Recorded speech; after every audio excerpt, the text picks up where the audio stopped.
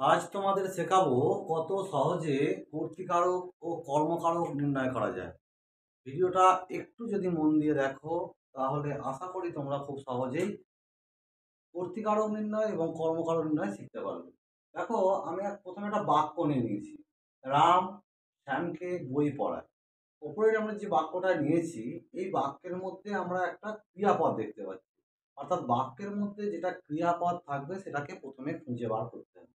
রাম কোনো কাজ বোঝাচ্ছে না, শ্যামকে কোনো কাজ বোঝাচ্ছে না, বই কোনো কাজ বোঝাচ্ছে না, পড়ায় ক্রিয়াটার দ্বারা কাজ বোঝাচ্ছে।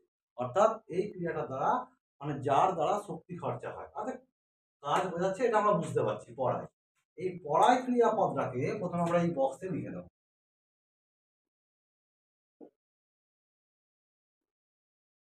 এরপর কে দিয়ে একবার পড়াইকে প্রশ্ন করবো, ক্রিয়াকে।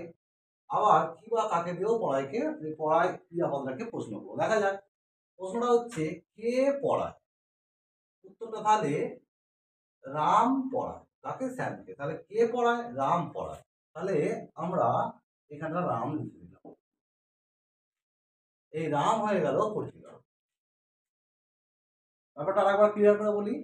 একটা বাক্যে দেখো একটা ক্রিয়াপদ আছে, সেই ক্রিয়াপদটা আমাদেরকে প্রথমে খুঁজে বার করতে হবে।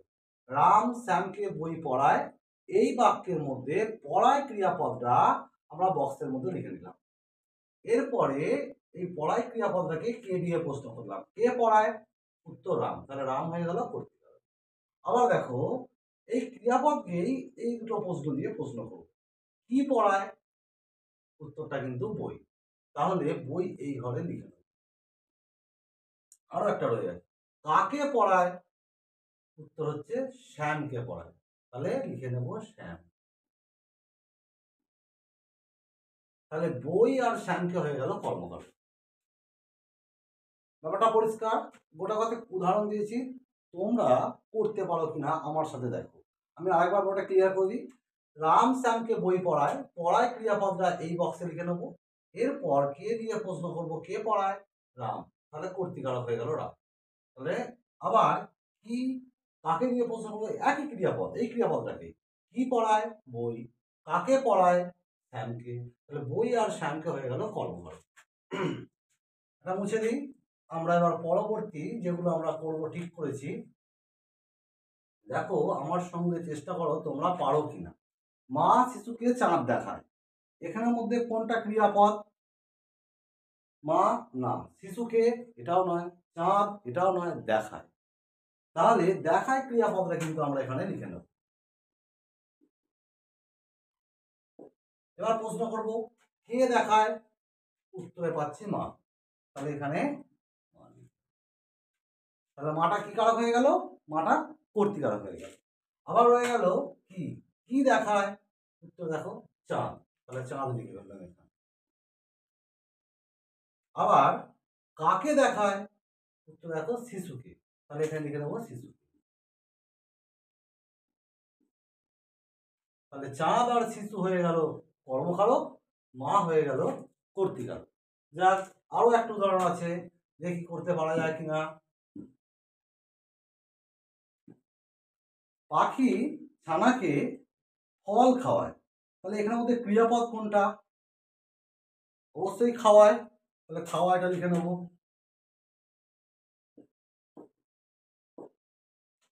কে খাওয়ায়? উত্তর হচ্ছে পাখি। তাহলে পাখি এই ঘরে বসবে পাখি। পাখি তাহলে হয়ে গেল কি কারক? কর্তৃকারক। এরপর হচ্ছে কি খাওয়ায়? উত্তর ফল। তাহলে কি খাওয়ায়? উত্তর ফল। ফল এই ঘরে বসে গেল। আবার কাকে খাওয়ায়? ছানাকে। তাহলে ছানাকেটা বসে গেল। তাহলে ফল এবং ছানাকে হয়ে গেল কর্মকারক, পাখি হয়ে গেল কর্তৃকারক, ফল এবং ছানাকে হয়ে গেল কর্মকারক।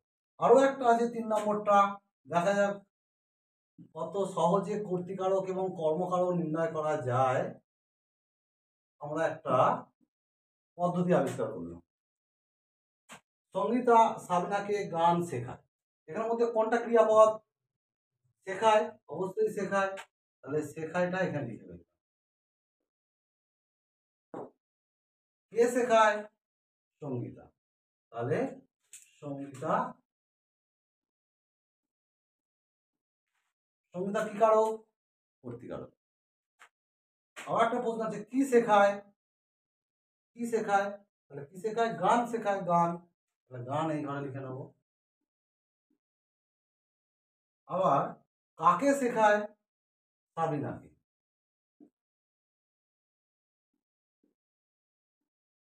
তাহলে গান আর সাবিনাকে কি কারক হয়ে গেল? কর্মকারক। সঙ্গীতা কর্তৃকারক। আরো একটা আছে, ওটাকে আমরা প্র্যাকটিস করে নিই। আর কি আছে? শিক্ষক ছাত্রটিকে প্রহার করেন। শিক্ষক ছাত্রটিকে প্রহার করেন, এখানের মধ্যে কোনটা ক্রিয়াপদ করেন?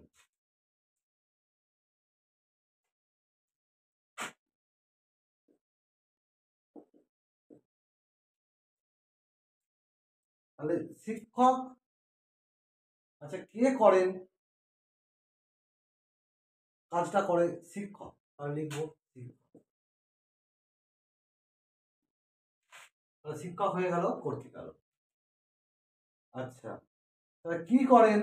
উত্তরে কি পাবো? প্রহার।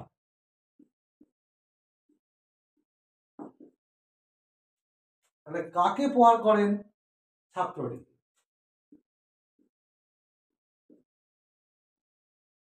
তাহলে ছাত্র প্রহার আর ছাত্রটিকে কর্মকারক, শিক্ষক হয়ে গেল কর্তৃকারক। দেখ, আমরা একটা ছোট্ট ভিডিওর মধ্যে একটা ছকের মধ্য দিয়ে আমরা বিষয়টা শিখে নিলাম। পরের দিন আবার দুটো হবে, দুটো মোট 6টা কারক, আমরা দুটো দুটো করে 6টা শিখে নেব, আর দুটো হচ্ছে অকারক। তাহলে মোট 4টে ভিডিওর মধ্য দিয়ে টোটাল কারক বিভক্তি নির্ণয়, কারক এবং অকারক নির্ণয় করা আমরা শিখে যাব। পরবর্তী ভিডিও খুব তাড়াতাড়ি দেওয়া হবে। তোমরা যদি অফলাইন বা অনলাইনে পড়াশোনা করতে চাও বা পড়তে চাও, খুব স্বল্প মূল্যে অফলাইনে বা অনলাইনে পড়া হবে, পাশে আমাদের হোয়াটসঅ্যাপ গ্রুপের লিঙ্ক দেওয়া থাকবে, তোমরা সেটা গ্রুপে ক্লিক করে আমাদের কাছে যোগাযোগ করতে পারো, সঙ্গে ফোন নাম্বার তো দেওয়াই আছে। ঠিক আছে, ভিডিওটা এখানেই শেষ করলাম, আবার পরের ভিডিওতে দেখা হবে।